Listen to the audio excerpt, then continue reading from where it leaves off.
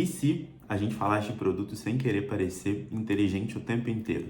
Meu nome é Vinícius Miguel, tá começando mais um Produtariano e o vídeo de hoje eu pensei em gravar ele de uma frase que eu ouvi há muito tempo atrás, ou eu li no livro, não lembro, que existem coisas que você precisa saber para conhecer outras coisas. E o panorama dessa frase, aí explicando e tudo mais, é que existe uma base que para você entender coisas mais complexas ou descobrir novas coisas e conseguir absorver o melhor delas, existem certas bases, certos fundamentos que você precisa saber que vão te dar a estrutura para você conhecer outras coisas. E eu fiquei pensando o que dentro da cadeira de produtos são essas coisas que a gente precisa saber para ser capaz de entender e absorver outras coisas. Então eu tenho uma lista aqui, eu tenho uma colinha aqui do meu lado, que eu acredito que sejam essas coisas. Eu queria ouvir se você concorda com elas. A primeira são modelos de negócio. Então, como que um processo cria uma transformação que gera dinheiro, que coloca dinheiro na mesa. Então, essa visão mais simplista de negócio. Então, quais são os modelos de negócio?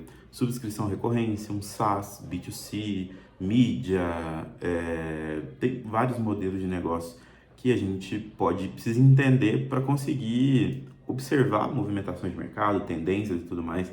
Então, a gente tem que entender os principais modelos de negócio para a gente entender coisas que vêm derivadas disso, sabe?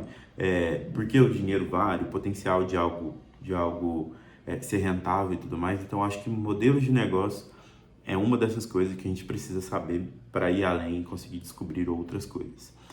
Segundo, que eu tenho aqui na minha colinha, vieses cognitivos e comportamentais.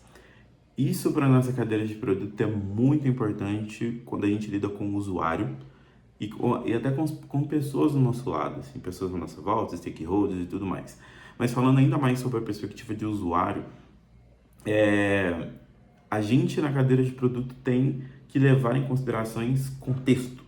Então, o contexto é o rei, o contexto manda em quase todas as coisas que a gente vai fazer.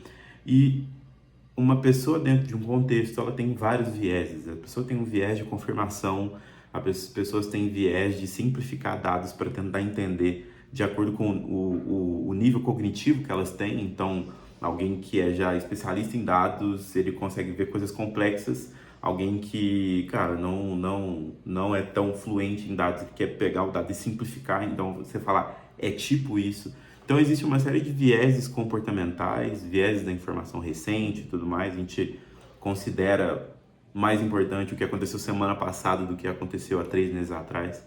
Então, a gente tem uma série de vieses, pessoas têm uma série de vieses que devem ser considerados todo momento que tem essa interação usuário-produto, principalmente no momento de discovery e tudo mais.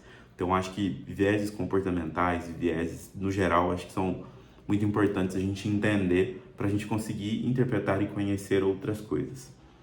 Terceiro ponto, gestão de projetos. Pode parecer um pouco controverso e tudo mais, mas eu acho que gestão de projetos e entender metodologias de gerenciar esses projetos é muito importante para a gente. Em vários momentos a gente vai ficar numa situação onde a gente tem hipóteses e valida e tal, a gente tem o dinamismo do mercado. Mas para um grande número de pessoas de produto, a realidade é que é um cronograma. As coisas precisam acontecer mediante um cronograma. E esse cronograma, essa gestão dessa visibilidade disso, é através de gestão de projetos.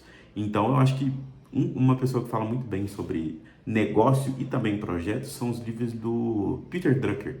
Então, o Peter Drucker é um autor antigo, vamos dizer assim, mas ele tem muitas coisas lá que eu acredito que de lá saiam todos os canvas e as metodologias que a gente acaba vendo hoje em vários momentos, assim.